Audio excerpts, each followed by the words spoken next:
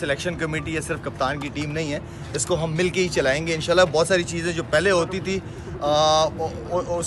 उसको कवर करने के लिए हम चाहेंगे, क्योंकि अच्छा रिज़ल्ट आए।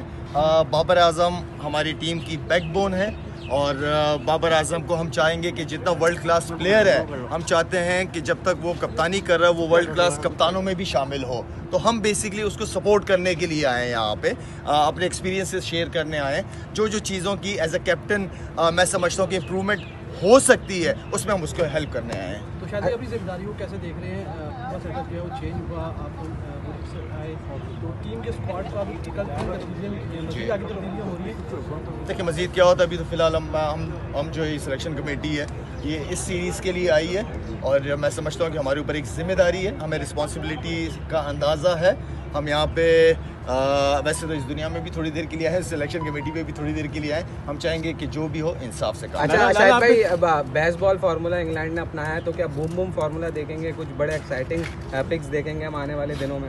देखें अभी हम कोशिश करेंगे, क्योंकि हम थोड़ा सा डिफरेंट प्लान के साथ अभी हम मीटिंग करेंगे सारे अपने सिलेक्शन कमेटी। रज़ा के बड़ा अच्छा आइडिया, हमारे बड़े अच्छा आइडिया है कि हम वाई नॉट, क्यों सिर्फ एक जहन में है कि हम बैटिंग या टर्निंग विकेट ही होनी चाहिए, वाई नॉट, क्योंकि हम ऑस्ट्रेलियन टाइप की या साउथ अफ्रीकन टाइप की पिच बना सकते हैं। हम बना सकते हैं, हमारे डोमेस्टिक क्रिकेट की इस तरह की पिचें होती हैं जो क्रिकेट खेली गई है आपकी, तो हम डिफरेंट चीज़ को कर सकते हैं, सामने लेके आ सकते हैं। वही ओल्ड फैशन तरीके से अगर हम चलेंगे तो हम आगे वर्ल्ड नंबर 1 नंबर 2 पे किस तरह आएंगे जब तक हम चेंजेस नहीं करेंगे। शायद भाई 3 नाम आपने इंडक्ट करवाए, तो हम ये तवक्का करें कि उनमें से कोई प्लेयर खेलेगा कल?